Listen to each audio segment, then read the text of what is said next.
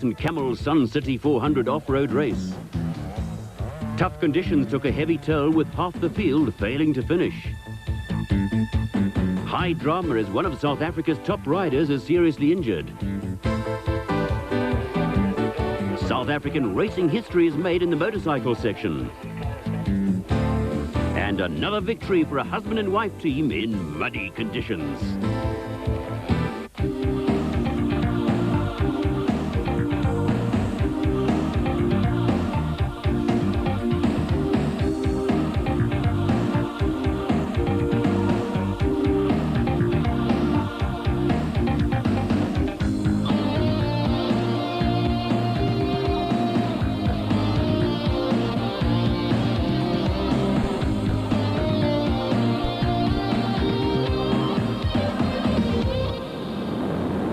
The Splendours of Sun City again played host recently to the Camel Sun City 400, the traditional pipe opener to the South African off-road season. Although the event does not count towards the South African Championship, it always draws a big field and is one of the highlights of the year. So there's just a bit of marking. What do you sort of lose about 10 Ks? 10 Ks, that's 6, 10, 12 Ks at the most. Fantastic. But the muddy going and all that was, fuel consumption will make up for the distance. It's going to be tough. Guys thought the Roof Africa was tough. They're going to know about off-road racing today in muddy conditions. Heavy rain in the Pilanesberg in the week prior to the event almost forced organiser Klaus Degener to call off the race. Last-minute route changes saw the race go ahead, and in the pits it was business as usual. Well, normally being first on would be a big advantage because you kick up dust and everybody else battles a bit. But in this case, with the mud, I think it's a bit of a disadvantage. By the time the other guys have got there, we'll be showing them the way and it'll help them, I think. So in this case, it might not be a big advantage, but we'll see what happens out there. As always, there were last-minute preparations to be made, with the weather and the conditions the major talking points. A little bit of mud is an advantage because you don't have the dust. But a mud bath is another thing, you know, and that's really a problem because I haven't got anybody to help push if I get stuck, and that is a major problem. With the race distance cut back slightly, it meant competitors would have to complete 4 laps of about 80 kilometres instead of the intended 100 kilometres. There were separate routes for the cars and motorcycles, with the cars being flagged off at 15-second intervals.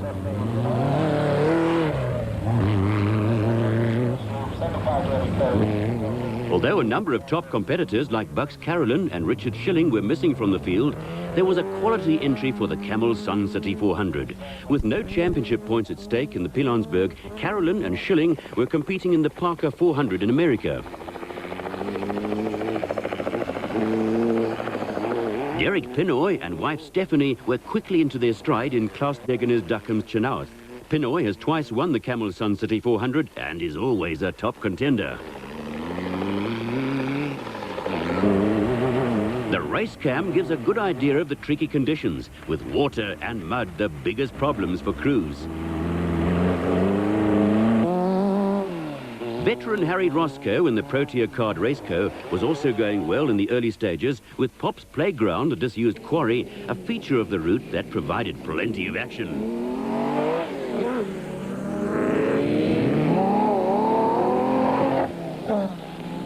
There was plenty of close racing, with Class 9 contenders Robert Walk and former champion Fred Levesque in his new Motortech Chenoweth single-seater making short work of a back marker.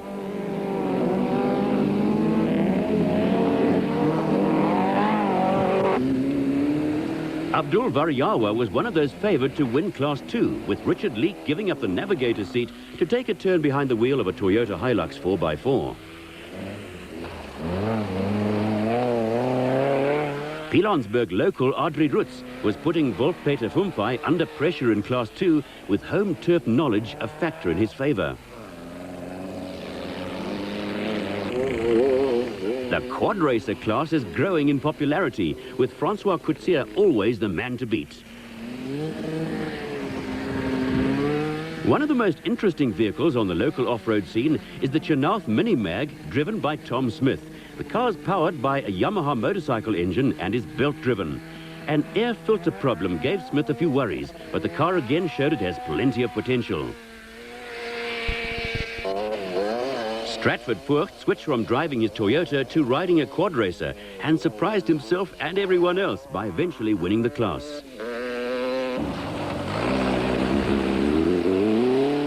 The Pinoy combination, acting as trailblazers in the tricky conditions for those behind them, had opened up a small gap at the head of the field.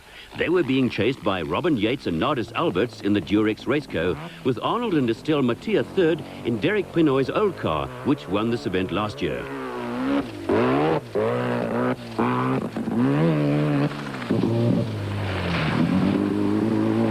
Further down the field, matters were not going so smoothly. Mud, cars and crews combined to provide some comic relief.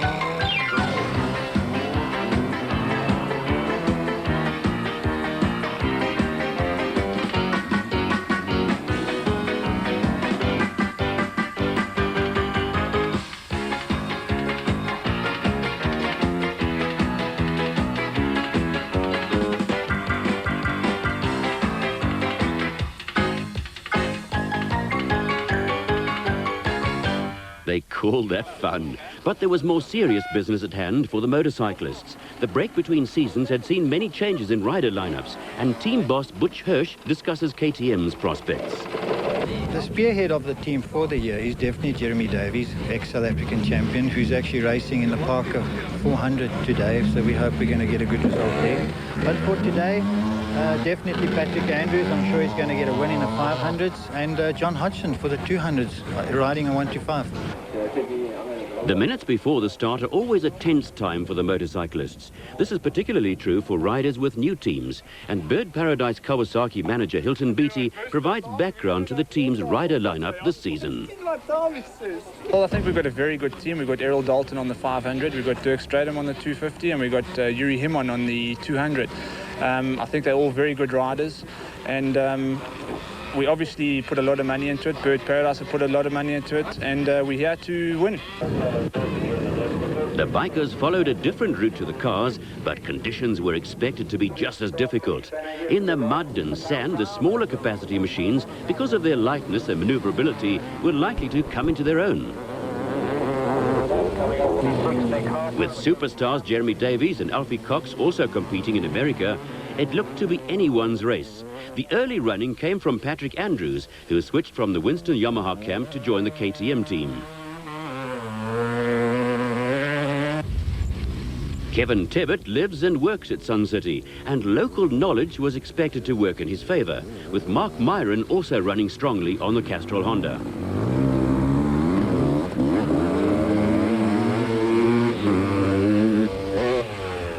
Ronald Bailey, on another Castrol Honda, also got off to a good start. Behind him, there were a few problems for Gary Farmer, whose father Eric regularly raced cars at Kyalami a decade or two ago.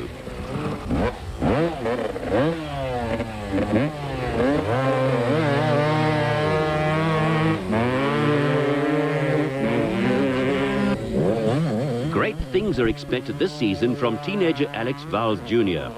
Errol Dalton was eventually forced to retire, and there was more tragedy for the Bird Paradise team when Dirk Stradom crashed heavily. Well, about 7 k's from the start, under a big road crossing, they go through a corrugated iron pipe with bolts sticking out, and because of the mud, he lost his front wheel, and he went down at quite a speed. The bolt went through his right thigh and ripped his whole leg open, ripped all the muscles inside his leg, and apparently he's going to be out for a couple of weeks.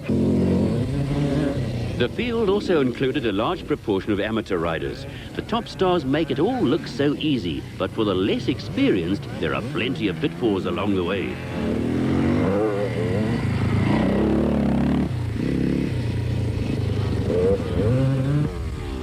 Some falls are harder than others, but they're always a frustrating experience.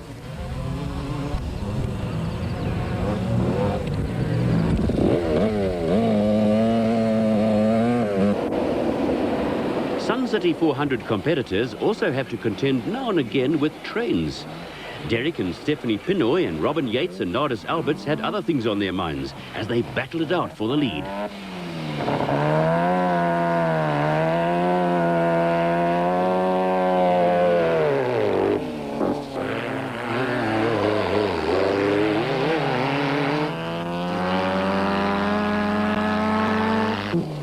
Arnold and Estelle Mattia were still holding down third place, but were not making any real impression on the leaders, who were gradually opening up the gap.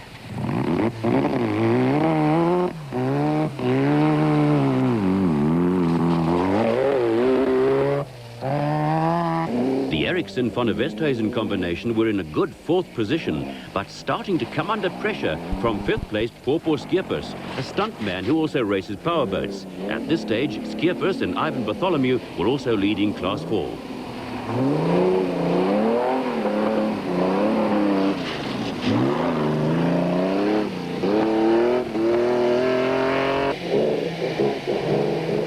Gerrit Forster and Poen Oosthuizen were leading Class 6, with Richard Leek chasing after Skeepers in Class 5.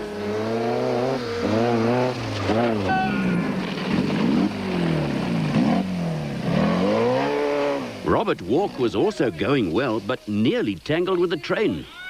Oh, here comes the train! Go! Go! Here comes the train! Get it quick,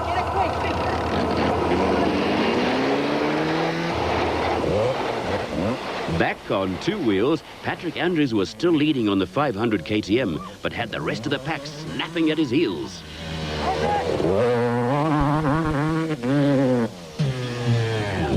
Yuri Human on the 200 Kawasaki was closing in on Andrews, with the smaller machine's handling capability a major advantage.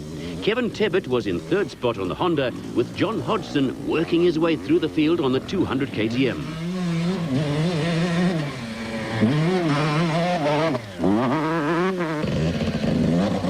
Saki Nimon, another Sun City employee, was in fifth place, but appeared to be struggling to maintain concentration. Reigning 200 class champion Brian Bontekoning is riding for Winston Yamaha this year and predicted the category would make history this year with overall victory in an event.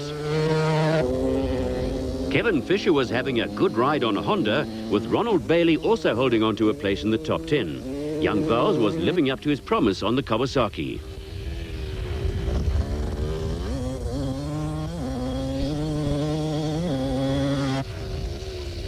Graham McLaughlin completed the top 10 at this stage. Back with the cars, the Pinoys had got the better of their duel with Robin Yates and Nardis Alberts and were looking likely winners. Eriksson and van der Westhuizen had moved ahead of Yates and Alberts and were in second place. Not far behind them were Adrie Roots and Philip Coetzee, who were having a great run in the VW Baja Bug.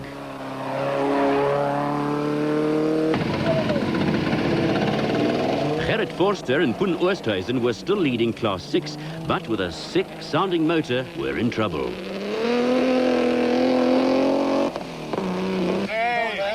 While spectators relaxed with beer and a braai, it was hard work for the likes of Wolf-Peter Fumpai, who was always in the top 10.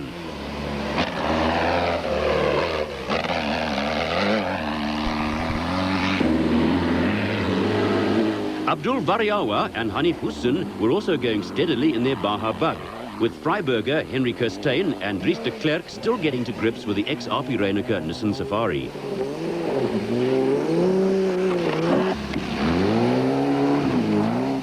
Muddy Bert Greef was leading Class 9 in the Sandmaster, with Class 4 leaders Roger Hills and James von Veek making short work of a muddy section in the Ford SVM.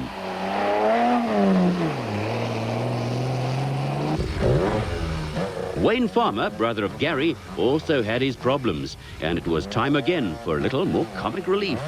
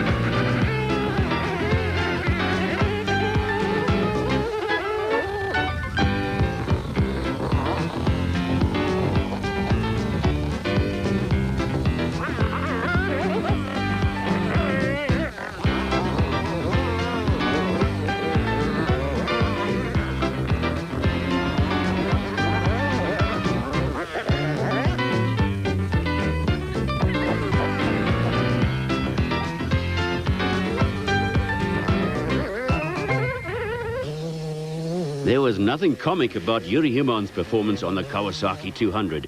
Himon had stormed into the lead, and history was in the making. Patrick Andrews was now second, but leading the 500 class on the KTM, with Kevin Tebbett still third. John Hodgson was again consistency personified, and in fourth place on another KTM, with 250 class leader Saki Nimon still looking a little ragged at times.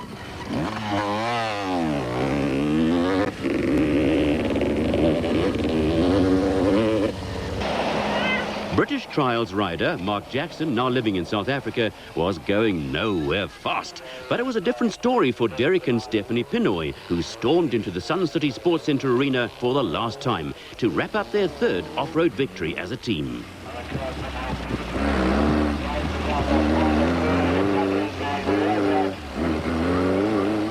The pair took the checkered flag from clerk of the course Dave McGregor to give Derek his third Camel Sun City 400 win. The Camel Sun City 400, Derek and Stephanie Pinoy.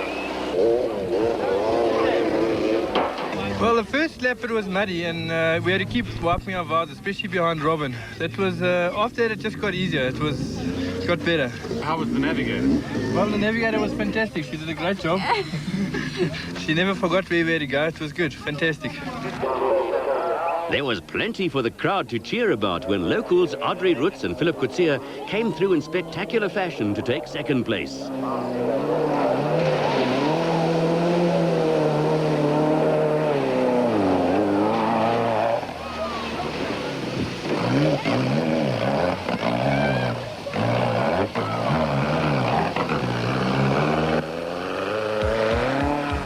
Overall victory went to the Pinoy pairing, with plenty of familiar names in the top 8 placings.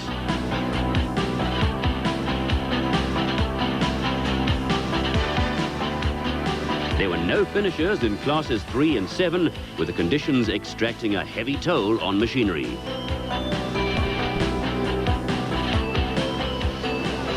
The race cam was in place as a little bit of history was made when Yuri Himon Jr. came in first in the bike category to score the first overall win by a 200 class machine in a major South African off-road event. Motorcycle home in the 1991 Camel Sun City 400.